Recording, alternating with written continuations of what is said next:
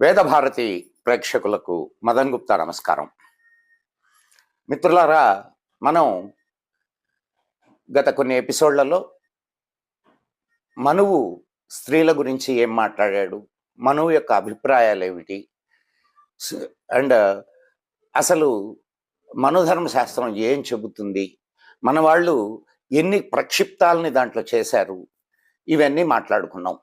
ఇప్పుడు ప్రధానంగా మనువు విషయంలో మన వాళ్ళు స్త్రీలు శూద్రులు ఈ రెండు విషయాల మీదనే ఎక్కువ మాట్లాడతారు.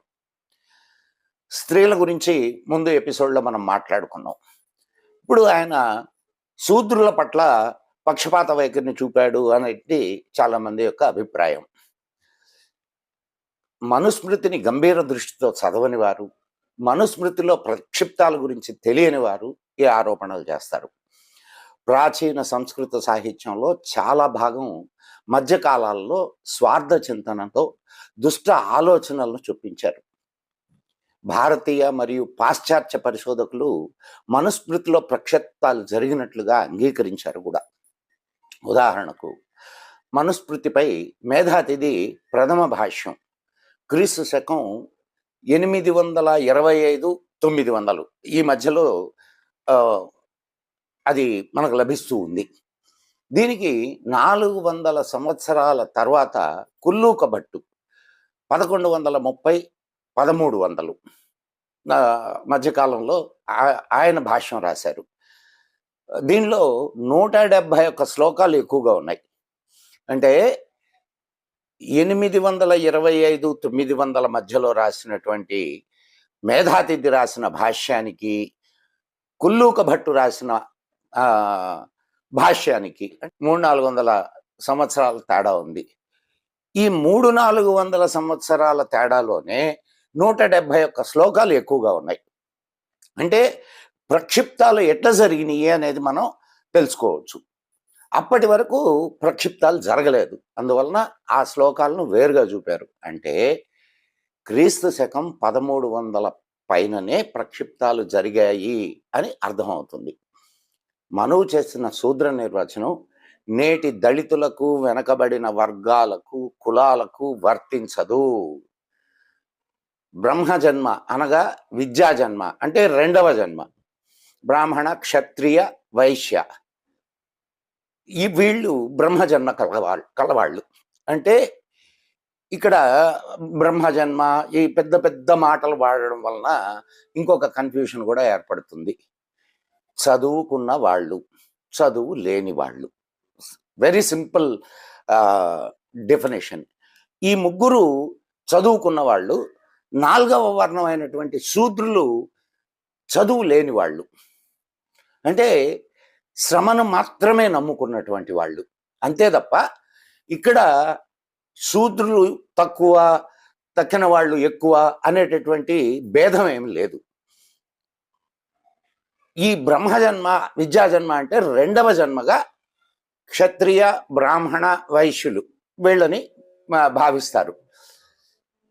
గురుకులానికి వెళ్ళి విద్యాగంధం ఉన్నవారు 3 వర్ణాలలో ఏదో ఒక వర్గాన్ని ఎన్నుకుంటే, విద్యాగంధం లేని వారు శూద్రులుగా పరిగణించబడతారు. ఇంతే. అంతేకాకుండా బ్రాహ్మణ, క్షత్రియ, వైశ్యుల్లో వారికి నిర్దేశించిన కార్యాలు వారిని నిర్వర్తించకుండా వారిని ఉండేవాళ్ళని కూడా శూద్రులుగానే పరిగణిస్తారు. అంటే మీకు ఒక చిన్న ఉదాహరణ. అసలు పుట్టుకతోనే, అంటే ఆనాటి కాలంలో ఉన్నటువంటి వ్యవస్థ గురించి చెప్తున్నాను నేను. ఒకే ఇంట్లో 4 వర్ణాల వాళ్ళు ఉండేదానికి అవకాశం ఉంది. అంటే ఒక ఒక ఒక తల్లిదండ్రికి 4 బిడ్డలు పుట్టారు అనుకుందాం. దాంట్లో పెద్దవాడు బాగా చదువుకొని వాడు బ్రాహ్మణత్వాన్ని స్వీకరించాడు. బ్రాహ్మణత్వాన్ని స్వీకరించడం అని అంటే వాడు 4కి విద్యను నేర్పిస్తూ వాడు అంటే బ్రహ్మ అన్వేషణలో పయనిస్తూ ఉండడం బ్రాహ్మణుడి లక్షణం. ఇక రెండవ వాడు క్షత్రియుడు. అంటే చూడండి, ఒకే ఇంట్లో నలుగురు ఉంటే నలుగురిలో 4 రకాల, నాలుగో వాడికి చదువు అబ్బలేదు. వాడు ఏం చేయాలా? చదువు అబ్బకపోతే వాడు ఏదో ఒక శ్రమ చేసుకొని బ్రతకాలి. ఆ శ్రమ చేసుకొని అంత మాత్రాన ఈ ముగ్గురు ఎక్కువ వాడు తక్కువ అనేది కాదు కదా. శ్రమ చేసుకొని బ్రతకడం కూడా విలువైనటువంటి విషయమే. అంతేకాకుండా ఈ ముగ్గురు పైన ఉన్నటువంటి ఈ ముగ్గురు ఎవరైతే ఉన్నారో వాళ్ళు తీసుకున్నటువంటి డ్యూటీల్ని వాళ్ళు నిర్వర్తించకుండా ఉంటే వాళ్ళు వాళ్ళ వర్ణం నుంచి తొలగించబడతారు. అంటే సపోజ్ వైశ్యుడు వ్యాపారం చేయకుండా ఏదో ఒక స్కూల్ పెట్టి దాంట్లో విద్య నేర్పిస్తున్నాడు అనుకుందాం. వాడిని ఆ వర్ణం నుంచి తొలగించడమే కాకుండా గురువు అనుమతితో ఇది జరిగితే వాడు బ్రాహ్మణుడు అవుతాడు. వాడు అనుచిత కార్యాలు చేస్తూ ఉంటే వాడు శూద్రుడి కింద పరిగణించబడతాడు. ఇది బ్రాహ్మణ క్షత్రియో వైశ్య త్రయో వర్ణా ద్విజాతయ చతుర్థ ఏకజాతిస్తు శూద్ర నాస్తితు పంచమా. ఇప్పుడు మనోళ్ళు మన మహాభారత కాలం దాకా కూడా లేని మరో వర్ణాన్ని సృష్టించారు మన వాళ్ళు, పంచములు. పంచమ అనే వర్ణమే లేదు. మనుధర్మశాస్త్రం ప్రకారం 4 వర్ణాలే ఉండేది.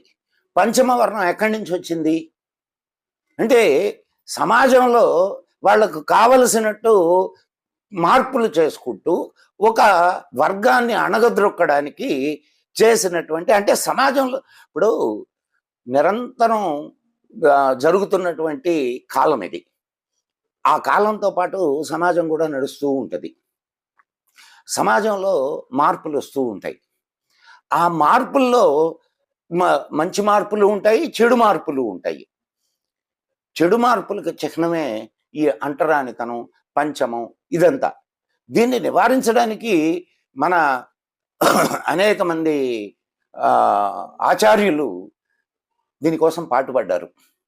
సరే, ఇక ఆ విషయంలోకి వెళితే అది చాలా పెద్ద విషయం అవుతుంది. ఈ ఒక్క శ్లోకంతో బ్రాహ్మణ క్షత్రియో వైశ్య త్రయో వర్ణా ద్విజాతయ చతుర్థ ఏకజాతిస్తు శూద్ర నాస్తితు పంచమా. ఈ ఒక్క శ్లోకం ఏం చెప్తుంది అంటే పంచములు అనేటటువంటి అనే వర్ణమే లేదు అని నేను చెప్పడం కాదు, మనువు గారే చెప్పారు. కాబట్టి పంచములు అనే జాతిని సృష్టించింది ఎవరు? సమాజం. కాబట్టి మనువుని మనం జాగ్రత్తగా పరిశీలనలోకి తీసుకుంటే నేటి సమాజంలో ఉన్నటువంటి కుళ్ళు, కుతంత్రాలు ఇవన్నీ కూడా మనకు కళ్ళకు కట్టినట్టు కనిపిస్తాయి. బ్రాహ్మణ క్షత్రియ వైశ్య, ఇక మరి 5వ వర్ణమే లేనప్పుడు వీళ్ళంతా ఎక్కడి నుంచి పుట్టుకొచ్చారు? ఇది మనం ఆలోచించాల్సినటువంటి ప్రశ్న. శూద్రేణ హి సమస్తావద్ యావద్ వేదేన జాయతే. మనుష్యుడు బ్రహ్మజన్మ అంటే వేదాధ్యయనం అనే జన్మ పొందనంత వరకు శూద్రునితో సమానమే. పై 3 వర్ణాలలో అందరికీ యజ్ఞోపవీత ధారణ జరుగుతుంది. 4వ వర్ణం వాళ్ళు కూడా యజ్ఞోపవీత ధారణ చేయొచ్చు. అంటే 4వ వర్ణం అనుకుంటున్న కులాలు నేను ఇప్పుడు చెప్తున్నది. అంటే ప్రతి కులములోనూ బ్రాహ్మణులు, వైశ్యులు, క్షత్రియులు, శూద్రులు 4 ఉంటారు ప్రతి కులంలో. ఎట్లా ఇదేంటి కొత్తగా మాట్లాడుతున్నారని అనుకోవచ్చు. ఒక కులంలో బాగా చదువుకున్నవాడు ఉన్నాడు, విద్యాధికుడు, వాడు బ్రాహ్మణుడు. ఒక కులంలో బాగా వీరత్వం కలిగి పాలిటిక్స్లోకి వచ్చి ప్రజారక్షణ చేయాలనుకొని పాలిటిక్స్లోకి రావడమో లేకపోతే ఒక దేశ రక్షణ కార్యక్రమాల్లో పాల్గొనడమో చేశాడు, వాడు క్షత్రియుడు. ఇంకొకడు ఏదో వ్యాపారం చేసుకొని బ్రతుకుతానని ఒక వ్యాపారం మొదలుపెట్టాడు. వాడు వైశ్యుడు. ఏమీ అబ్బలేదు. నేను మా అన్నలకు సహాయం చేస్తూ ఉంటాను అని చెప్పి సహాయం చేయడం అంటే పని చేయడం మొదలుపెట్టాడు. వాడు శూద్రుడు. పై 3 వర్గాలు అయితే అంటే ఇది ఒకే కులంలో ఈ 4 వర్ణాలు ఉన్నాయి. ఈనాటికి కూడా మనకు చాలా కులాల్లో ఆ కులాలకు సంబంధించినటువంటి బ్రాహ్మణులు కనిపిస్తారు. మనం ఈరోజు అంటే ఏదైతే మాదిగ కులం, మాదిగ కులాన్ని తీసుకుంటే వాళ్ళకు ఒక బ్రాహ్మణ వర్గమే ఉంది. ఇది చాలా మందికి తెలియదు. ఆ బ్రాహ్మణ వర్గం, ఆ పురోహిత వర్గం వేరే ఇళ్ల దగ్గర అడుక్కోరు. ఒక్క మాదిగ ఇళ్ళకే వెళ్ళి వాళ్ళు అడుక్కుంటారు, అంటే భిక్ష తీసుకుంటారు. వాళ్ళ పెళ్ళిళ్ళు, వాళ్ళ కార్యాలు జరిగినప్పుడు ఈ వర్గమే వాళ్ళ ఆ తంతులన్నీ నడిపిస్తాయి. అంటే దీన్ని బట్టి అర్థమయ్యేదేంటి అంటే ఒకే కులంలో 4 వర్ణాలు ఉన్నాయి అని. కాబట్టి ఈరోజు మనం ఈ కులాలు ఎట్లా ఏర్పడ్డాయి ఏంది అనేది అది ఒక పెద్ద సబ్జెక్ట్. మనువు శూద్రుల్ని అణగదొక్కాడు అనే సబ్జెక్ట్ మీదనే మాట్లాడుకుందాం. మనుష్యుడు బ్రహ్మజన్మ అంటే వేదాధ్యయనం అనే జన్మ పొందనంత వరకు శూద్రునితో సమానమే. యోన వేత్తి అభివానస్య విప్రహ ప్రత్యాభివాదనం నాభివాద్య సవిదూష యదా శూద్రస్థ దైవసహ. మనుస్మృతి 2:1. నమస్కరించిన వానికి బదులుగా ప్రతి నమస్కారం చేయని ద్విజునకు బుద్ధిమంతుడైన వాడెవ్వడు నమస్కరించకూడదు. అంటే మనం ఎవరికైనా ఒక బ్రాహ్మణుడికి నమస్కారం చేసామనుకోండి, అతను తిరిగి ప్రతి నమస్కారం చేయకపోతే అతనికి మళ్ళా నమస్కారం చేయకూడదు. అంటే అతనికి ఆ సంస్కారం లేదని. అటువంటి సంస్కారం లేని వాడు బ్రాహ్మణుడైనా ఇంకొకడైనా మరి బ్రాహ్మణుల గురించి ఆయన గొప్పగా చెప్పాడని అంటారు.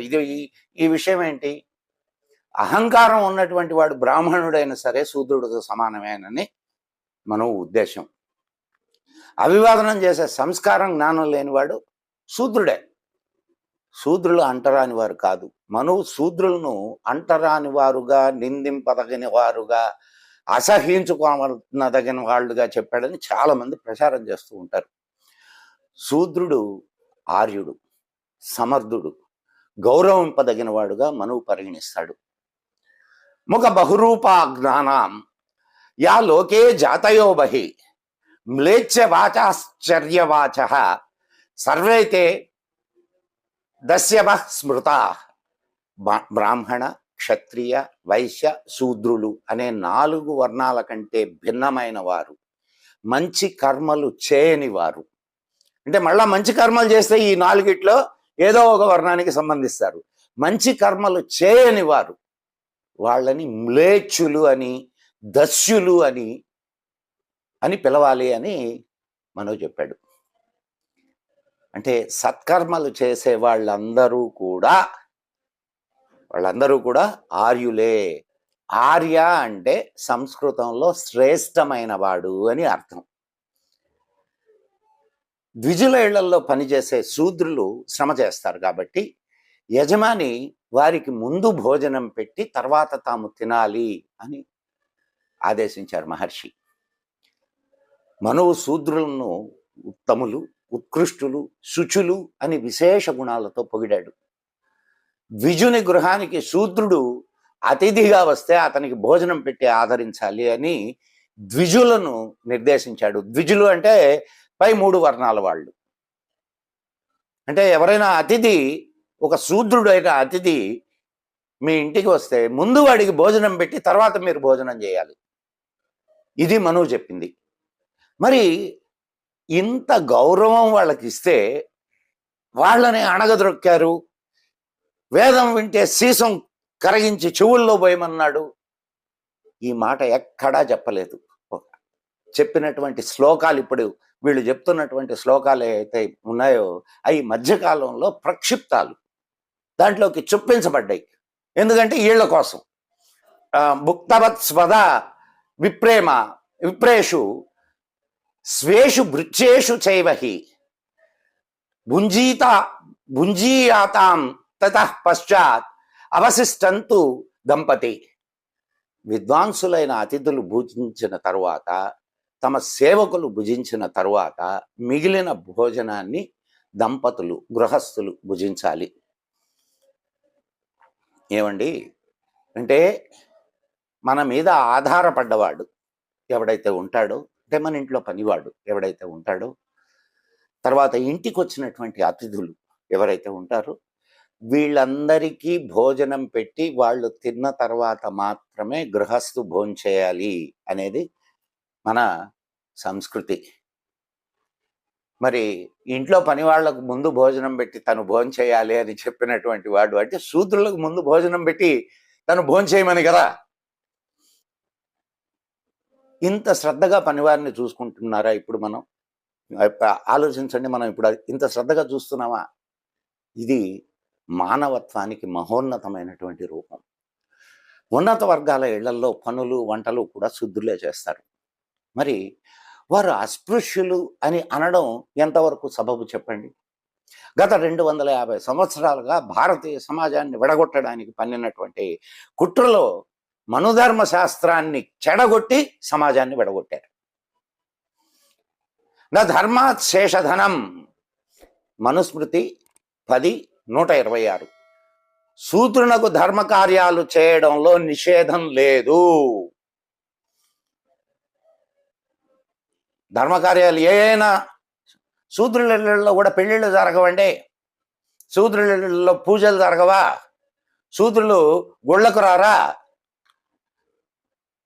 మరి ఇవన్నీ ధర్మకార్యాల్లో పాల్గొనడమే కదా. మరి శూద్రులకు ఎక్కడ నిషేధం ఉంది? శూద్రులు ధర్మకార్యాలు చేయడంలో ఎటువంటి నిషేధం లేదు అని మనువు చెప్పాడు. ఇప్పుడు కొన్ని కులాలనే శూద్రులుగా నిర్ణయించేశారు. అది ఈనాడు ఉన్నటువంటి సమాజానికి, నాడు మనువు చెప్పినటువంటి సమాజానికి సంబంధమే లేదు. కొన్ని కులాలే శూద్ర కులాలు అయిపోయినాయి. వాళ్ళని ఎట్లా నిర్ణయిస్తారు? కులాన్ని అందరినీ శూద్రులుగా ఎట్లా నిర్ణయిస్తారండి?